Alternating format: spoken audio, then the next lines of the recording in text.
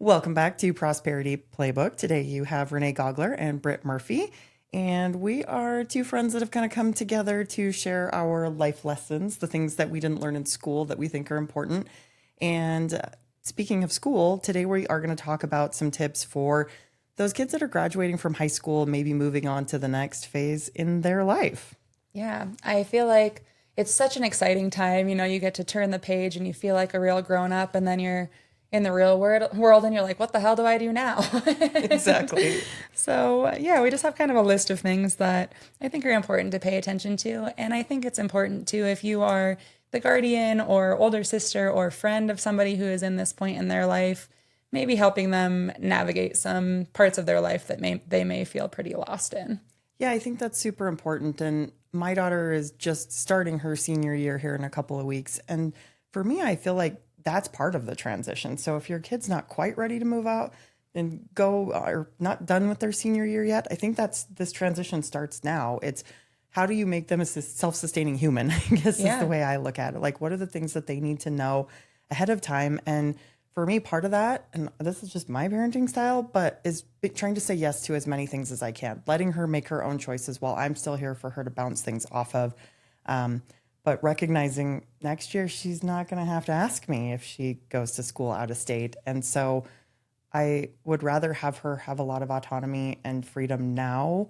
Again, while she's under my roof, she still has some structure and some rules before it's just a free for all. Yeah, so. I think that's really healthy. And along those lines too, like something that I didn't really personally struggle with too much, but had a couple of roommates that struggled with was cooking and cleaning and just like learning how to take care of a household when they have had parents or a guardian that, typically did that. Yeah, maybe you have chores, but all of a sudden when all of the chores are your chores, it's kind of tough. So if you are still in the home, I think it can be really good.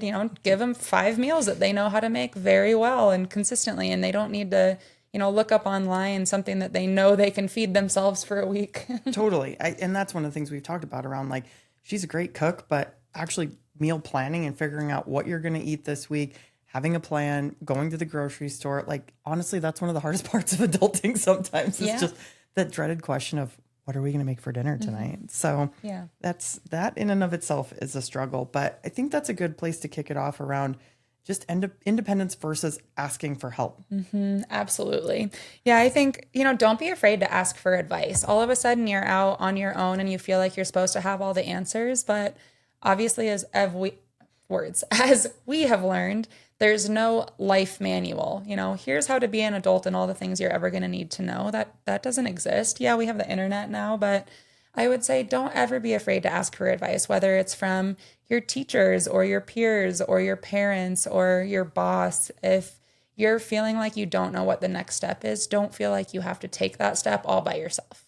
Yeah, and I think on the flip side of that as well, for parents, I mean, some of the parents are used to having their kid ask them every little question. And I think there's a transition point where at some point they have to be able to find the answers themselves to certain things. Of course, they need to know they can still come to you for the big stuff, but sometimes they have to learn to problem solve some things on their own.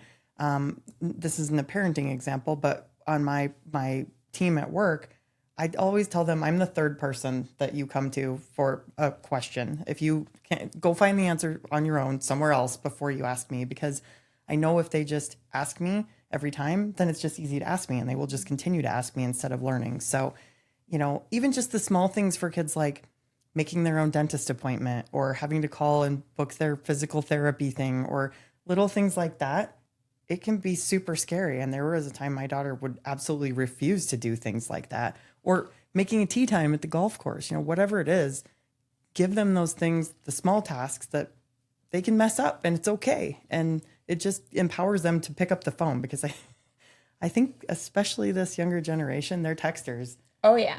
So having to make that phone call can be really intimidating. Absolutely. The next tip that we have is, what is the next move after high school? Are you going to college? Are you going to a trade school? Are you going to take a gap year? Are you going to shadow somebody and start a career opportunity? We did an episode on this, so if you haven't listened to our College Isn't For Everybody episode and you're questioning whether or not that's the right decision for you, definitely go back and give that a listen. But just keep in mind that college doesn't have to be the only option. Like we talked about in that episode, it can feel like that's the expectation. I graduated, and so everybody's asking, well, what school are you going to? What do you want to study? It is very, very okay if that is not your answer. And in a lot of situations, it's more than okay. It's the right decision that that's not your answer. So just know that it's okay to have other options. Absolutely. And I think it's okay to not know what you're going to do. My daughter hates when everybody asks her, what are you going to do next year? And I try to tell her, like, they're not like expecting you to have a plan. It's just like the natural flow of conversation when you're a senior in high school. It's just what people are going to ask you. It's like when you have a baby, they ask you when you're going to have the next one, or when you get married, when you're going to have a baby. Yep. So it makes her feel pressure that she's supposed to have it all figured out. And I'm just like, even the kids that think they have it all figured out probably don't. Most of us change their mind somewhere along the way. Again, go back to that college episode. I think that that's an important one to take a look at. But if you're the person asking that kid what they're going to do next year, if they don't have a plan, make sure you tell them that's okay. Make sure that you're not telling them, oh, you need to go to college, because I think we've talked about this a lot before, but college is not the be all end all. It's not like my generation was taught, go to school, get a degree. That's how you make a lot of money. And it wasn't true. Like, there are certain degrees you're not going to have any sort of living that you can sustain on. So gap year might be a thing. If you want to just go to work and figure out what you're going to do, that's great too. Or if you're going to school with just a general idea of what you're going to do, totally fine. Unless you need some really specific degree for a career you want, don't go to some super fancy university and spend a ton of money. If you're not sure, go to somewhere in state, maybe even a community college or a tech school, while you kind of hone that in a little bit. Yeah. One of the girls that I used to coach, I asked her a couple weeks ago, what's next for you? Because she, graduated and is in her first summer after graduation. And she goes, I'm on the pursuit of happiness. And love that. I loved it. I thought that was the perfect answer. Yeah, I think that is a really good answer. And that is honestly my hope for my daughter, is that she goes and tries all the things. Like, go figure out who you are, go try different careers, go try living different places instead of just doing what's expected or doing what you think your parents want you to do. I mean, this is your life, and you theoretically only get one. So absolutely. Well, and along those lines too, I think it's so important to remember it is okay to change your mind. If you go to school, maybe you get a year or two in and you are realizing that you are hating it, or maybe you chose the wrong major or whatever it is. Don't feel stuck in that. Like Renee just said, we only have one life to live. And so if you're wasting time doing something that isn't fulfilling you, don't be afraid to change. Don't be afraid if you're in your 30s to go back to school. If there's a career that you want where that's the next path, or maybe you get into a job and you're not excited about it. You thought you wanted to be a teacher and then you went and shadowed a teacher and realized it was sucking your soul. It's okay to change your mind. Yeah. I think our society has a way of like, oh, I thought you were going to do this. Yeah, I did too. And then I thought different, and that's okay. Yep, absolutely. I think it's actually more common than not. I know very few people that have a degree in their line of work that they're in. I'm a mortgage loan officer. I have a biotechnology degree. Yep. It's just how it works. But for me, I got partway through that degree, knew it wasn't what I wanted to do, but I didn't really know another path that I wanted. So I just hurried up and graduated early with that degree. I didn't change to a different degree 14 times and stay in school for 10 years and, rack up a bunch of student loans. I just got out and figured out something else. And again, you can always go back if you do need a specific degree, but I think it's really common for people to change their mind. And I think it's really important to know that that's okay. What your decision is that you make right now feels like the most important thing, and it feels like it's the rest of your life, but it isn't. Mm-hmm. It is just simply one decision, and it can be changed. Yeah. And I think along those same lines too, don't be afraid to try all the things, especially, when you go to college, there's so many clubs and activities and sports, and like there's just an unending list of different things that you can do and join and be involved with your peers, but not just in college too. I mean, there's so many different nonprofits, and there's adult leagues, and there's all sorts of things in every town that you live in. And so don't be afraid to try new things, because I do think that the longer time that goes on that you haven't tried a new thing, the easier it becomes to just sit in the comfortable, and your best life doesn't get lived in the comfortable. So don't be afraid when you're, hot out of high school, go try something that gets you out of your comfort zone. That's such a good point. I think if you are thinking about doing something and it scares you at least a little bit, that's a pretty good sign you're on the right track. Yeah. I just truly believe that. I think you are on the path to the right thing. We're supposed to get a little uncomfortable and do the hard things. That's where all the real growth actually happens. So I think that's really an important thing. And like you said, it's a chance almost. So a lot of the kids that I've talked to that are getting ready to go to school, they're excited about, they get a fresh start. They're starting in a new community and nobody knows them. And they can, like, my daughter has a friend that's actually pretty shy and quiet. And she was like, what do you think, Lexi? I could just all of a sudden be this like outgoing, bubbly girl. And Lexi was like, yeah, totally could, and it was like, blew her mind. She didn't know that that was ever even a thought in her brain that that might be what she wants to do. But I loved that that was her thought. Like, she really genuinely knew she could go be anybody that she wanted in college because nobody knew her. That was one of my biggest reasons for coming to Montana State instead of going to the college that's in Wyoming, because most of my friends were going to Laramie. And I was like, they already all have a preconceived notion of who I am or who I'm supposed to be. And I wanted to be able to decide who that was on my own. And I think at that point in my life, I wasn't the strong, independent person that I am now. And so their outside pressure would have influenced me, and I didn't want that. Yeah, I think that that's an important segue into talking about friendships and just the people that surround you. Like, there's an old quote that says, show me the 5 people that you spend the most time with and I'll show you you in 5 years. And I really have found that to be true. If you're hanging around people that are just, their main goal in life is to party, like, that's going to be your main goal in life. And if their main goal in life is to hang around on the couch and watch Netflix, then that's kind of where you're going to be too. But if you surround yourself with people that have big goals and big dreams, or they're into fitness or healthy eating or whatever it is, that is very likely going to be your path too. So think about that when you're choosing your new group of friends. And it can be any friend group that you want, but just do realize that that is an important decision, who you are going to hang around with. And that doesn't mean all your friends have to be on a CEO path or anything. It just means your life choices maybe should align a little bit. Absolutely. That's been a journey that I am on currently, is I'm really trying to surround myself with people who are more successful than I am and making more money than I am and volunteering more than I am. And, just the people whose lives I look at and I'm like, I want some of their secret sauce. So I'm trying to surround myself with those people. So pay attention to the people around you. And if you see somebody that maybe kind of intimidates you because they have that life, don't be afraid to reach out to them. Yeah, I think that there's something, I thought of this yesterday where it was like, rather than talking to the people that are closest to you, like your closest family, your closest friends, the people you talk to every day for advice on what's next for you, instead of the people that are closest to you, think of the people that are closest to what you want. And those are the people that you should be getting advice from. So if you do have a path that you think you want, say you want to be a veterinarian, then go shadow a veterinarian for a while. Ask them what they love about their job. Ask them what they hate about their job.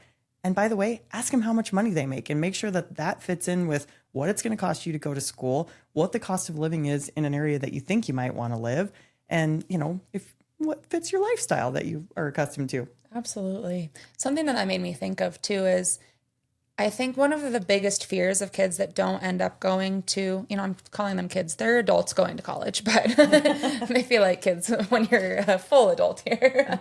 But something that can be really intimidating if you're not going to college is, well, how am I going to make friends?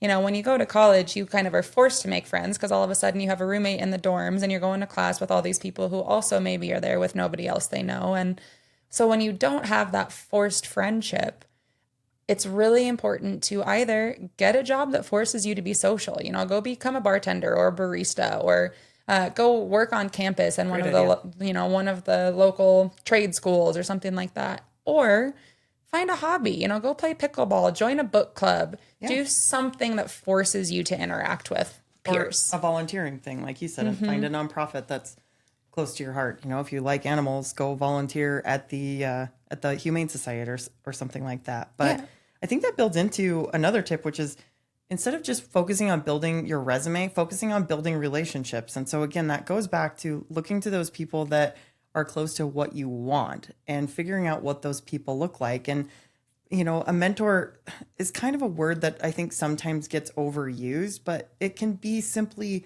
somebody you look up to, somebody that you do go to for advice. And it could be somebody totally different than has ever been in your life before, or it might be a coach or a teacher or one of your friends' parents that's in a similar career to what you think or that you just have always kind of admired. So build those relationships. Yeah, especially because really, I think your first jobs are so much more important than we actually think they are. So it can be really easy to just, go get some simple job and not think that you need to make a great relationship with your boss or your manager or whatever. And you kind of just put in half-ass effort so that you can check that thing off on your resume and, then have that job experience. But I do really think that if you can show your character through your first jobs by diving in head first and building great relationships and showing them that you're there to work hard and do the best job, even if it's a job that you think is menial, that says a lot about you. I totally agree. I think that it's super important. And, my husband owns a landscaping business and he'll have employees that he'll interview that just flat don't show up for the first day or walk off the job after a couple of days or just ghost you. And they don't think anything of it. And that blows my mind that people do that. But I wish there was a database somewhere you could track all of these things and be like, how did you act on your last job? With the understanding that sometimes there are just bad job situations. Yeah. But I do think that those relationships matter, and how you do that first job sets the tone for what you're going to do. And you never know when that person might be important in your life or who that person knows to get you to that next job that you're looking for, or to get into a certain internship program or whatever that looks like. I think work ethic speaks volumes. And, I'll tell a story about my brother-in-law. He actually has a history degree, and he was a fly fishing guide because after he graduated, he didn't know what to do with said history degree. And he actually got hired off of some clients that were there. They hired him to work for their company out of Texas. And he's like, what do you guys even do? And they're like, well, we run this electrical company. And he's like, I don't know anything about that. And they were like, you know what? We hire people based on their attitudes. And they moved to Texas. This guy makes multi-million dollars a year and is basically the president of the company now. And it started because he did a good job as a fly fishing guide. That's incredible. My boss always says that he just wants to hire good people. He's like, it's okay if you don't have experience. If you're a good person with good work ethic, you're going to be a good fit. I think that's awesome. Yeah, I really think that's true. I mean, I hire people not based on their degree. I actually don't even know. I realized this the other day. My two assistants, I have no idea if either of them even have a college degree. It's not important to me. I hire people based on how they take care of clients and how they problem solve, and then how you can take accountability for what's going on. So I think that that's important. So just remember that those initial jobs, or even your sports for high school, I think that how you show up for that, if you put in your effort, if you're the first one there in the morning and you're doing the extra weights and things like that, that coach can probably be a really good reference for a job that you want someday. Absolutely. I still write a lot of letters of recommendation for people. Something that sparked my thoughts, we were talking about relationships. All of a sudden, you're going to be a roommate. At least most people will be a roommate. And maybe you haven't had to be a roommate before. I think you don't always have to be friends with your roommates, but you do always have to be respectful and civil with your roommates. And a lot of that comes with laying down the ground rules of the expectations of chores, of how bills are going to be split and paid. And, like with groceries and with cooking, are we going to be sharing meals? Are we going to be buying our own groceries? Making sure that at the very beginning you can establish some ground rules. And obviously those can always change and pivot, but even when you are living with your best friends, you can lose a friendship over being a bad roommate. So that's one of my biggest pieces of advice, just based on some bad experiences that I had with roommates when we didn't establish any ground rules. And you'd be really surprised. Like, I'm a very clean person, and I've lived with people that were way cleaner than I am and people who didn't know how to clean anything at all. So I think basic cleanliness is really important, making sure that you're doing your own dishes and doing your own laundry. And if you want your mess to be a total pigsty, fine, close your door and keep your pigsty in your room, but make sure that you're keeping the common areas of the home clean. And when it comes to cooking and buying groceries, what I found works the best is splitting some things, but then keeping some things for yourself. If you want to get yourself a little sweet treat and put your name on it, and your house rule is that if your name is on something, nobody else can touch it. That was a really good rule for us. Because I swear, if I'm on my period and you eat my ice cream, we're going to have a problem. Yeah. And I think what you said about even if it's your best friend, I would say especially if it's your best friend, like you can blow those relationships up really fast when all of a sudden you're basically sisters or brothers because you're living together, and all of a sudden you're a pig. It's a big thing. So I definitely think there's some learning lessons there, and you know, don't be the problem. Yeah, don't be the problem. Top tip, don't be the problem. But I think that kind of does lead into cooking and nutrition and things like that. And there's the old school saying of the freshman 15. And I think part of that is because, most of us grew up in our parents' house of eating like this is how we eat, and we eat structured meals and whatever. And when you go to college, I think it's super easy to start eating out all the time because it's more convenient, but you can't afford to eat out good stuff. So you're like eating McDonald's or Wendy's every day. And then you're drinking potentially more, which we can talk about in a minute. But it is very easy for those extra calories to creep in before you even know it, because it's like snack time constantly. So I do think it's important, as we alluded to earlier, do some meal planning, think about what you need, eat some protein and green things. I'm not telling you it has to be anything super fancy or this like regimented diet, but just think about, when was the last time you ate some protein and some green things in your diet? Yeah. Make sure you incorporate that as often as you can. Absolutely. It was actually really funny. When I was growing up, I loved grilling with my dad. We would always go out to the barbecue grill and, we would like put salmon in tin foil with a bunch of lemons on there, or we would put pork chops on the grill or stuffed burgers or whatever. So I was really good at grilling. And I pretty much didn't know how to cook on the stove.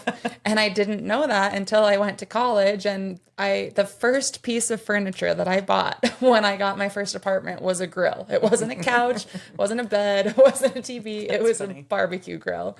But that was how I knew how to cook. And it was just so funny. So I taught my roommates how to grill, and my roommates taught me how to cook on the stove. And it ended up being a really great relationship. But we ended up ordering groceries for pickup, which is something that I hate grocery shopping. It's my arch nemesis. I have had roommates that really like grocery shopping and don't mind it at all. But something that has really helped is if you can sit down and order all of your groceries at home, where, your roommates are pitching in, everybody knows how much they owe for whatever their thing is. And then you can just swing by and pick it up in the back of your vehicle. It makes it so that everybody can easily contribute to that chore, and can contribute financially pretty easily, because you can see exactly what the dollar items are. You can see what the discounts are. It's, it's all kind of in one place. So that can be a little cheat for you as well. Yeah, I think that's a great tip. And it's easy to walk around your house and see what you need, what you're missing, what you have lots of. Because it used to be, I would take my list to the store and then I'd get there and be like, ooh, I wonder if I have this and it's on sale. And then I'd come home with 10 of them and I already had 47 of them, Yep. So I do Instacart a lot now, and it's more expensive because you're paying a tip for somebody to come here. But I think that item for me is soy sauce. I have like 15 soy sauces in my pantry. I think mine's like mac and cheese. Well, that's a good one. 4,000 I wouldn't mind having 4,000 mac and cheeses. But it's also random things like au jus packets. There were 14 of those in my cupboard yesterday. Lexi was making French dips. She's like, how many of these do I need? And I was like, one. Why do we have so many? Yes. I don't know. Incredible. Because they're 89 cents. Love it. A big part of what goes along with nutrition is also movement and exercise. I know for a lot of us, we were high school athletes. We were constantly going to practice all throughout the year. In the summer, there were open gyms and camps, and you're just go, go, go. And then all of a sudden, if you're not a collegiate athlete, you go to college and it's like all of that just cold turkey ends. And so it can be really hard, because all of a sudden this thing that was a really big part of your life is just gone. And that can bring two things. One, you may have kind of a lack of fulfillment, where all of a sudden there's all this time that used to be filled with something and you don't know how to fill that anymore. But B, you're not taking care of your body and exercising anymore. And we have talked about this so many times, how important that is for your mental health, and just to make sure, even if you're just going on a walk, that you're getting your blood moving, getting your steps in. So I highly encourage you, whether it's going and lifting weights or joining an exercise class, or, whatever that looks like for you, making sure that you're still getting in movement so that you can take care of yourself as a full being. I think that's super important. And I am not obviously someone that was a high school athlete or any sort of athlete ever. And I actually never even learned to go to the gym till I was in my 30s. And so if you can keep that habit when you're younger, and but just build it into a routine, like part of your morning or part of your evening or whatever it is that you like to work out. And that can be another way to meet friends. And if it's at the gym or in a workout class or finding somebody to go for a walk with every day or something like that. I think that's a huge, huge point. And along with that, water and sleep. I keep hearing over and over that it is the two most important things you can do for your health. Make sure you're still getting good sleep. And it's hard when you go to college because there's nobody telling you to go to bed now, right? Like you can stay up and stare at your TV or your phone all night long if you want. And maybe you have an early class, maybe you don't. But keeping some sort of regular sleep schedule, making sure you're getting, I say at least like 7.5 hours of sleep, I think is good. It doesn't always happen, but I think that's a good goal. And then just getting water. And it's super easy to just start drinking beer at every meal because it's an option now. Yeah. Water is literally the most important thing that we can put in our body. Yeah.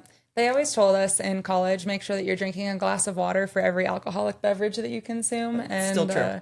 It definitely helps mitigate the hangover too. So even if you are choosing to drink, water is your friend. I agree. Well, and that's a good segue into alcohol, which is the next thing we want to talk about. I think, like I said, it can be a free for all, whether you're actually 21 or not.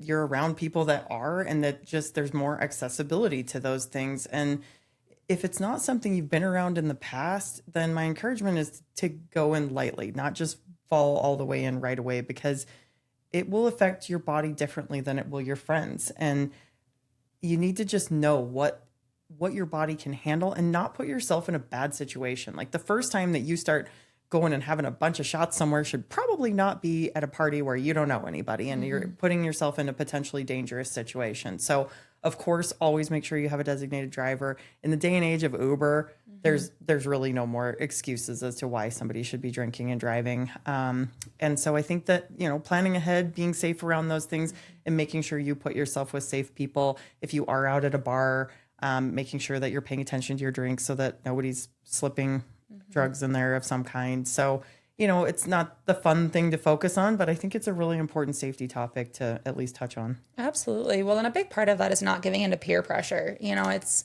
if you are at a party and people are like putting you down because you're not getting wasted, leave. Those are not the kind of people that you want to be hanging out with because there's drinking and having fun and, taking shots with friends. But if people are belittling you because you're not getting wasted, those are not the kind of people that you want to be surrounding yourself with. And things like that can lead to lifelong consequences, whether it's maybe you decide to drive drunk and you get in an accident and seriously injure yourself or somebody else. Or maybe that starts a habit where you start heavily drinking and you dive into alcoholism because of the college parties that you were going to. I just think that it's so important to be careful and make sure that you are surrounding yourself with people who aren't putting you down if that's not something that you want to do.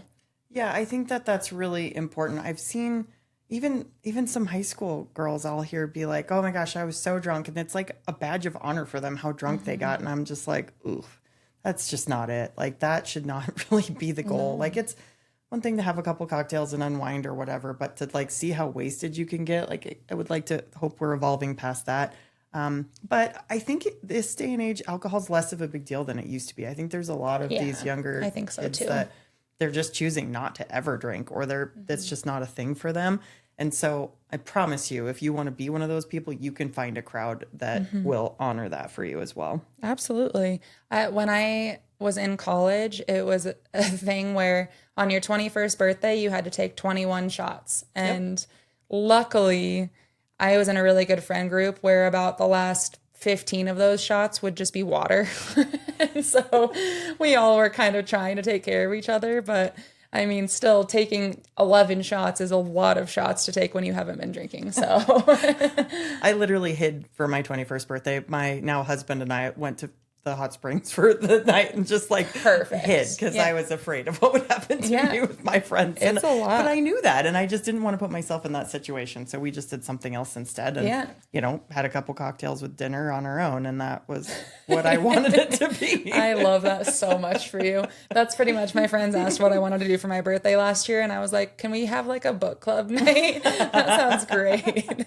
Yeah, exactly. So just don't feel like you have to compare yourself to others in that or really in anything. I think that's maybe the biggest tip of all of this, and all of these things are coming together in that, is you do you. You don't have to worry if somebody else is going to a better school, or if they're going, they have a more firm plan, or they have a better house picked out, or whatever the hell it is. Like, don't compare. Live your own journey, do your own thing, know that it's right for you, and quit worrying about what anybody else is doing. That's a good tip for your whole life, by the way. Yeah, absolutely. It's comparison is the thief of joy. Yes. That's something that I feel like we all know, yet we all still get caught in comparing ourselves to others. It's really easy to do, especially with social media these days. But it's so important to live your life based on your authentic values, like on your truth. And even though Susie down the street might look like she has a perfect life,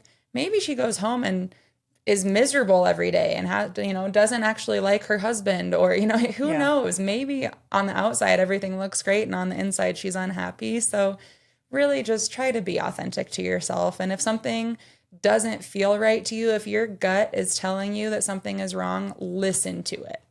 Yeah, I think that's a really good point. And actually, while we're talking about that, I think there's another safety factor around that as well. If you're going to a new place, you're moving to a new city, and maybe it's, we live in Montana here. Things are pretty safe here. It doesn't mean that you don't still pay attention.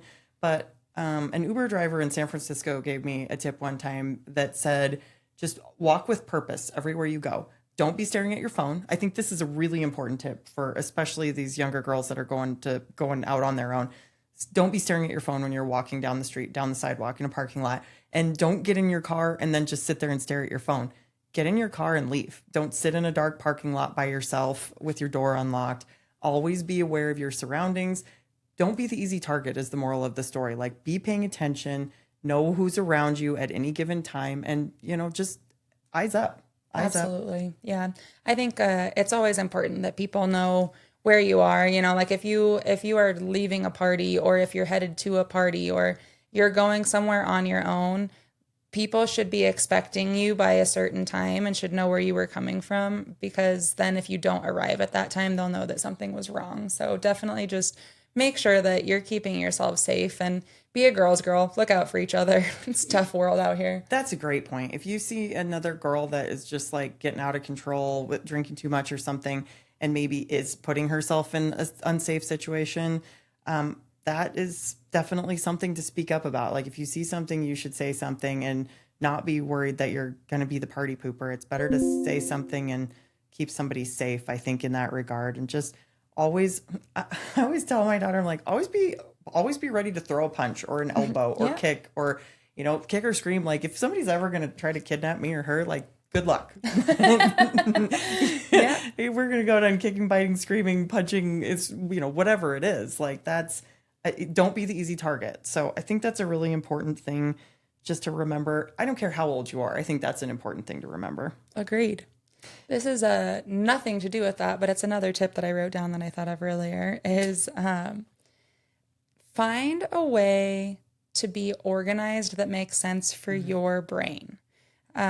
In today's day and age, the amount of electronic calendars that you can buy or that are included with your email or whatever, there's so many different options where you can immediately plug something in and you'll get a reminder for when that thing is happening. But I know that as a business professional, there have been a lot of times where I have either had an interview scheduled with somebody or have supposed to have gone to coffee with somebody and they no-show.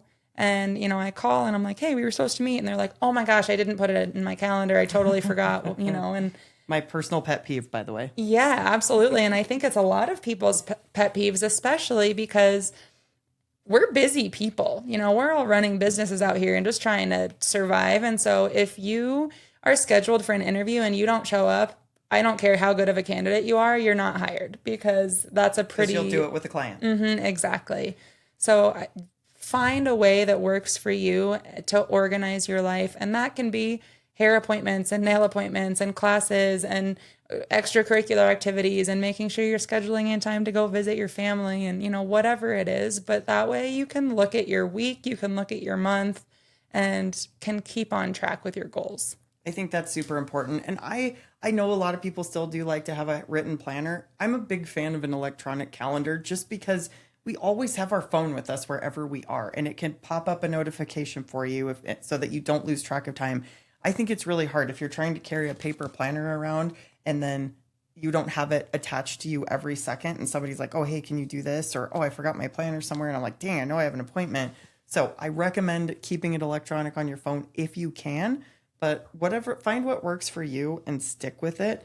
And I really think that that will help you organize your life, and that you can put your workouts in there, like really schedule all of that kind of thing so that you can feel in control of your life. And I think a lot of people right now fight anxiety.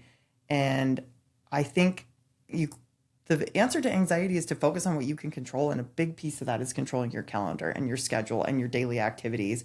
And maybe that's even a morning routine for you. Like sometimes it's simply a matter of getting up and going for a walk in the morning. Sometimes it's Bible study for people. Sometimes it's reading a positive book, yoga, prayer, whatever that looks like for you. A positive way to start your day will always benefit you no matter how old you are. Absolutely. And putting those things in your calendar as a non-negotiable, just like you're scheduling a meeting. Like if you have a hair appointment, you're not going to miss your hair appointment. But if you schedule a workout, it can be really easy to be like, I don't really need to do that. If you put it on your calendar, treat it like a non-negotiable. And if you have a week that has, you're going to do yoga and you're going to read a self-help book and you're going to have lunch with a friend and you're going to do all of these things that fill you with joy, you're probably going to have a pretty good week. Yeah, I think that's a good point. And then I think to kind of start wrapping up here, budgeting and credit is an important thing. So part of being organized is being organized with your money as well. So I think most of the kids this age do not know how to balance a checkbook. I'll be honest, I don't balance my checkbook anymore because I don't write very many checks anymore. But being able to know what's in your account, you might have to have a checkbook of some kind to pay rent. There are certain things that they just want checks for anymore. So being able to manage a budget, I think, is super important. And all that looks like is simply writing down how much money do I make each month? Or if you're not working in college, how much money am I going in with for my budget? Whether that's from a student loan, from your savings, maybe an allowance that your parents are giving you to help out, but figuring out how much money you have to live off of every month, then making a list of what your expenses are. So that might be tuition, it might be rent, it might be gas for your car, it might be insurance, it might be groceries, it might be paying your power bill depending on how your rent is structured. There's all kinds of expenses that you've probably never had to encounter before. So figuring out very quickly how much you have, what your expenses are, that's going to help you figure out if you have any money left over to go do the fun things. Absolutely. Yeah. I mean, if you don't make a budget, I can almost promise you're going to spend your fun money before you actually had that money available to you. Yeah. And then it can really lead to, going into significant credit card debt when you're 19 years old, like I did. And then, excuse me, and then it takes years to pay off. And that's not how you want to set yourself up. Whereas if I would have just been a lot more intentional about knowing how much money I actually had to spend, it wouldn't have been nearly as significant as it was at that point in time. And going along with that too, building credit, I hate that even exists. The way that credit is structured it frustrates me to no end. Yeah, exactly. But that's it exists, and this is the system that we're living in. And so I think it's important to start building credit as soon as you can, which for a lot of people just looks like get a credit card. Maybe you only put your utilities and your groceries on there and then you pay it off every month. It can be something very, very simple like that will start building your credit. Just make sure that you aren't putting money that you don't have on your credit card, because that's something that I've seen a lot of people get into, where it's like, sweet, I have free money. I have an $8,000 limit on this credit card. So even though my bank account only has $200 in it, yeah, I can buy that, concert ticket or whatever it is. And then you end up paying a lot more than the couple $100 for that concert ticket. Right, exactly. Because now you're paying interest on that at 20% over time. So I think that's very, very good advice. I think credit, obviously, as a mortgage lender, I think credit is super important because it is. But I think the best way in the very beginning, if you have no credit, is to just get added as an authorized user on your parents' credit card. And You can actually do that for your kids before they're 18 on a lot of cards. I actually have my 16-year-old on my credit card just so that she instantly has a credit score, and it also gives her an emergency thing. She knows she's not to just go, get her nails done with it, but she can have it in case she had an emergency, broke down on the road, something like that. And once you have that, you'll have an instant excellent credit score as long as you don't mess up with a collection or something. And then you should apply for your own credit card as soon as you can, which is typically at 18, and get something with a very small limit, $500. And then you really can't get yourself in too much trouble, and pay it off in full every single month. If you don't have the money in your checking account to be able to pay for that, do not put it on your credit card. And I think parents, if you've had credit card trouble before, absolutely talk to your kids about this. Admit it. Tell them how you've done it wrong. I think that we don't talk to our kids enough about the things that we've failed at. They need to understand that. They need to know that, hey, people make mistakes. This is normal. And they need to know, learn from your mistakes, I guess. That's the whole point of this podcast. We're trying to teach you the things that maybe we did wrong one time along the way so that you don't have to do it that way. So be responsible with it. I think it's super, super important. And just knowing where's your money going in, where's your money going out, and being aware of that. And if you do start to get in a situation where you can't pay that credit card in full that first month, raise your hand at that point. Talk to your parents, talk to somebody in financial aid or somebody that you know that's good with money, and have them help you get on a budget. Don't wait until you have $20,000 in credit card debt, because it's way harder to fix that habit then. I think that's what happened to me, is I felt super ashamed, and so I didn't talk to anybody, and then it just spiraled and kept getting worse and worse. And by the time I did talk to somebody, I was like drowning. And so, yeah, absolutely. Especially, we're all young and dumb. We don't know what's happening when we just got out of high school, And so, unfortunately, every single person is going to learn some lessons the hard way. That doesn't make you dumb. It doesn't make you stupid. You're human. And so asking for help is expected and honorable. Absolutely. I think that's one of the bravest things that we can do, is ask for help with the things that we need help with. You're not supposed to figure out everything on your own. It's just not that way. Yeah. And on that, we'll wrap up with the one financial decision that I see a lot of people make that can be a mistake when they're going to college, and that is getting a dog. Yeah. So not only is this a bad financial decision, because now all of a sudden you're paying for all this stuff and you had no idea how much your dog was costing your parents before, or maybe you didn't have a dog growing up and now you're like, I'm going to get that dog I always wanted. It is a huge time commitment. Yeah, a huge time commitment and a huge financial commitment, especially if you get a puppy.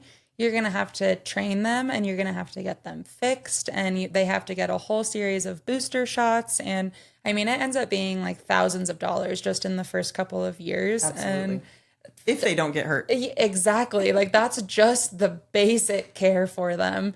And I made this decision personally when I graduated. I was in a relationship, and we decided that that was the best time for us to get a puppy together. And my dog ended up having to live with my parents for a few years because he and I ended our relationship. And then I moved into an apartment that you weren't allowed to have dogs in. And then I was working, and I couldn't have my dog with my schedule. And so, of course, my parents, thank goodness for me, they were willing to take him on. But I think a lot of people wouldn't have. And then I would have had to just, take him to the shelter or whatever. And I didn't want to do that. So it ended up causing a lot more stress on me and my parents than it needed to, when that decision just didn't need to be made. And don't get me wrong, he's my best friend. I love him to pieces. I love that little fur ball, but I would not have made that decision if I were to go back again. Yeah, I think the biggest point of it is it's really hard to be a good dog owner when you're a college kid, because you are gone a lot and you want to go do the fun things, and having a dog is actually a huge responsibility to do it the right way. And that dog deserves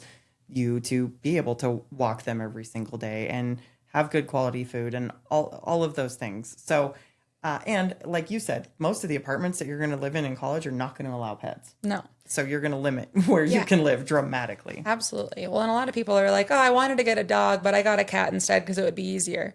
Landlords hate cats a lot more, so be careful. Yeah, that is absolutely true. So they are more independent and they require less, but that is much the same as far as the landlord goes. They do not want cats in there because cats tend to be stinky and all of that stuff. So So yeah, hopefully that was some good tips for you guys along the way. Just a quick recap, be independent, but don't be afraid to ask for help. Budgeting and credit is super important. Don't slack on that. Knowing that you don't need to go to college, there's lots of other options, trade school, gap year, all of that. Nutrition and cooking, it's okay to change your mind if you don't like the initial decision you made. Be organized, figure out what that looks like for you. Don't forget about movement, moving your body, exercise, water, and sleep. Don't compare yourself to others. Do your thing. And then remember that the people you surround yourself with are the people that are going to help you grow into that person that you're going to be. And then make good choices around alcohol, be safe, build relationships, not just a resume, and don't get a dog. Thank you guys so much for tuning in. If this episode resonated with you or if it made you think of somebody in your life, please like, share, subscribe. It would mean the world to us. That's the best compliment that you can give. Here's to empowering each other, one story at a time.